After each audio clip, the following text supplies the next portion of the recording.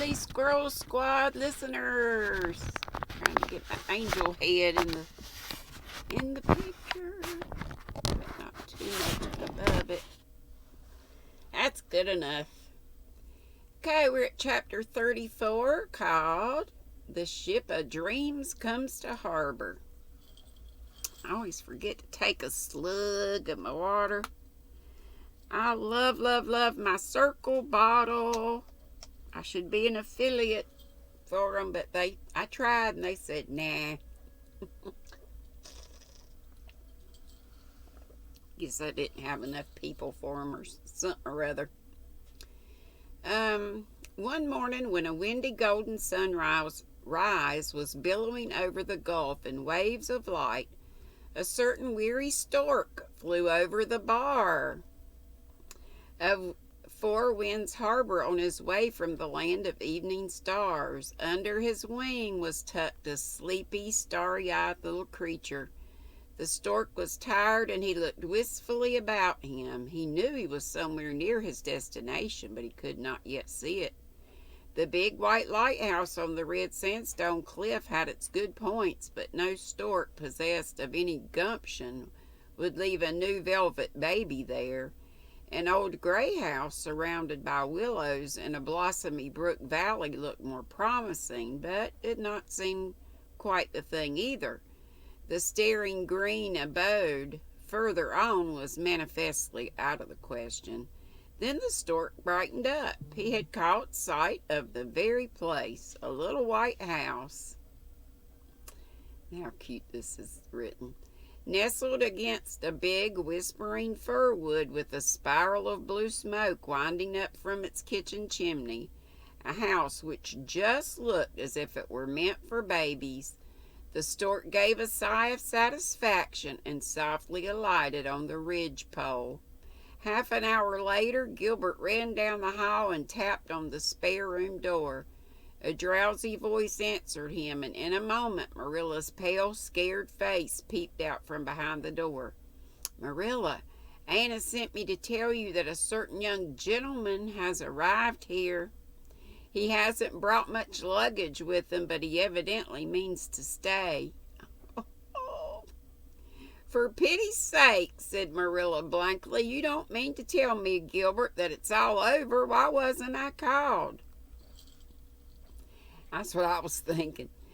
Anne wouldn't let us disturb you when there was no need. Nobody was called until about 2 hours ago. There was no passage perilous this time." And Gilbert, will this baby live?" "He certainly will. He weighs 10 pounds. Oh my gosh. And why, listen to him. Nothing wrong with his lungs, is there? The nurse says his hair will be red. Anne is furious with her, and I'm tickled to death."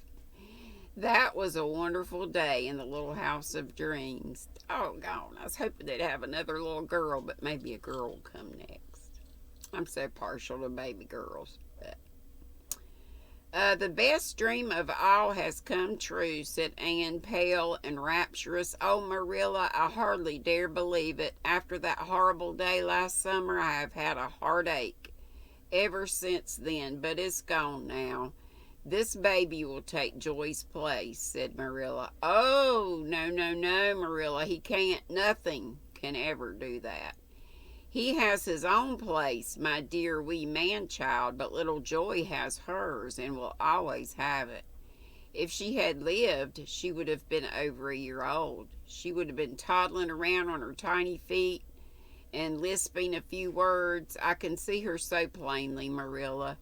Oh, and I know now that Captain Jim was right when he said God would manage better than that my baby would seem a stranger to me when I found her beyond. I've learned that this past year. I've followed her development day by day and week by week. I always shall. I shall know just how she grows from year to year, and when I meet her again, I'll know her. She won't be a stranger. Oh, Marilla, look at his dear darling toes. Isn't it strange they should be so perfect?" "It would be stranger if they weren't," said Marilla crisply. Now that all was safely over, Marilla was herself again. Oh, I know, but it seems as if they couldn't be quite finished, you know. And they are, even to the tiny nails and his hands. Just look at his hands, Marilla. They appear to be a good deal like hands, Marilla conceded. See how he clings to my finger? I'm sure he knows me already. He cries when the nurse takes him away. Oh, Marilla, you don't think, do you, that his hair's going to be red? I don't see much hair of any color, said Marilla. I wouldn't worry about it if I were you until it becomes visible. Marilla, he has hair. Look at that fine little down all over his head. Anyway, Nurse says his eyes will be hazel and his forehead is exactly like Gilbert's. And he has the nicest little ears, Mrs. Dr. Dear, said Susan. The first thing I did was to look at his ears. My Uncle Ken, he was the one that always, and if their ears didn't look quite right when somebody had a new baby, he would, like he was molding clay, he'd sit and mess with them. So funny. My girls had pretty ears.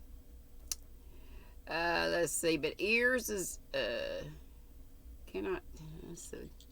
Hair is deceitful, and noses and eyes change, and you cannot tell what's going to come of them, but ears is ears from start to finish, and you always know where you are with them.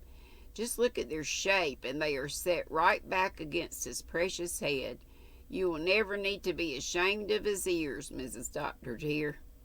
Anne's convalescence was rapid and happy. Folks came and worshipped the baby as people have bowed before the kingship of the newborn since long before the wise men of the East knelt in homage to the royal babe of the Bethlehem manger.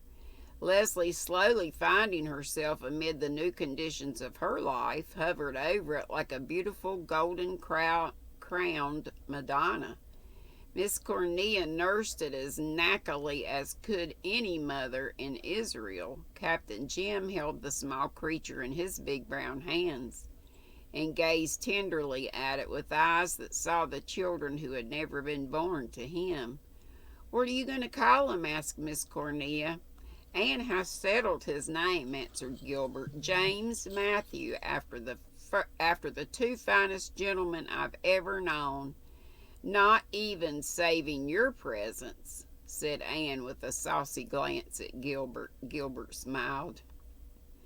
So, Matthew, Marilla's brother, he was such a nice fella.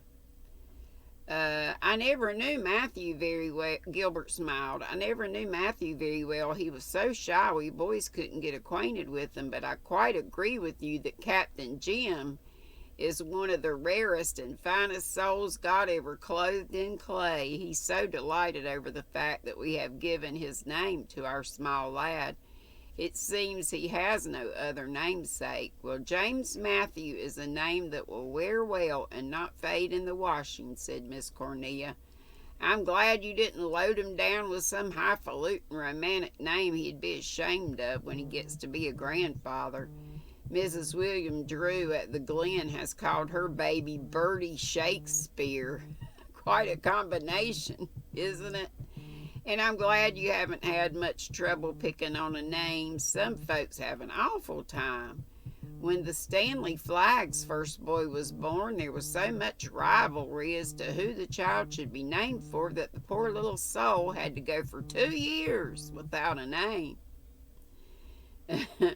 Then a brother came along, and there it was, Big Baby and Little Baby. Finally, they called Big Baby Peter and Little Baby Isaac after the two grandfathers, and had them both christened together, and each tried to see if he couldn't howl the other down. You know that Highland Scotch family of McNabbs back of the Glen?